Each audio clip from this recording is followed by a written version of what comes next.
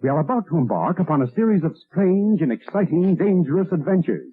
Adventures that will lead us to all parts of the world. Hello and welcome to another Bad Comic Review. This time we're looking at Legends of the Dark Knight issue 6. This issue is written by Grant Morrison with art by Klaus, Janson, colors by Steve Buccellato, letters by John Costanza. Andrew Helfer was the editor, Kevin Dooley assistant editor. Cover by Klaus Janson. Now these were deluxe format, so of course they were more expensive. So $1.50 was kind of pricey at the time, more of a what they would at the time called prestige format. Not exactly the same thing now. But we start off with a guy being tortured by some mobsters who are threatening some very vile things on his family and him. And they're about to set him on fire when they end up in trouble themselves. And not by Batman. Batman, for his part, is having nightmares seemingly involving Scarecrow, but he has the same one over and over again, he said. So while Batman tries to figure out what that means, he's been putting on the cape and cowl and going out and fighting crime, doing his usual thing. But behind the scenes, people involved in some sort of event keep getting these little cards with poetic verses on them, and nobody seems to know what they mean, but the person receiving the card ends up dead, often alongside innocent people. And it turns out these people are mobbed up, and they, in their desperation, are turning to a man they don't really understand and fear. And obviously they're desperate if they are putting out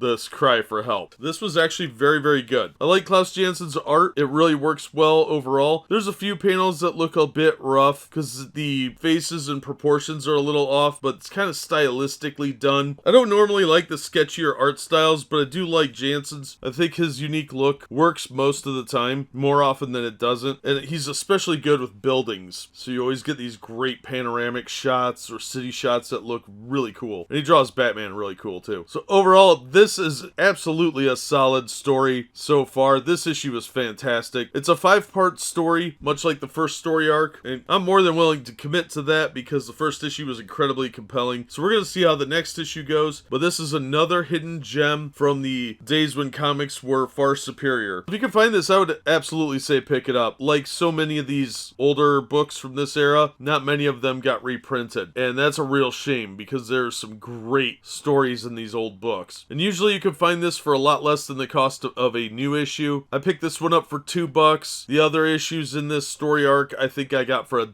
$1.50, maybe $2 a piece, and I have no problem paying that for a good book. I would have paid the full $4, $5 for this and not batted an eye because I know it's going to be a more solid work than most of what's out now. So if you're looking for good Batman stories, the first story arc was solid and this one's looking like it's going to be at least as good as that one. So strong recommendation here. I had a lot of fun reading this and I'm excited to read the next issue. That's going to do it for this one. Thank you so much for listening and supporting the channel. If you enjoyed the video, please hit the like button and don't forget to subscribe so you don't miss future reviews. If you'd like to help the channel out in other ways, links are in the description to various support methods. And as always, we hope to see you on the next one.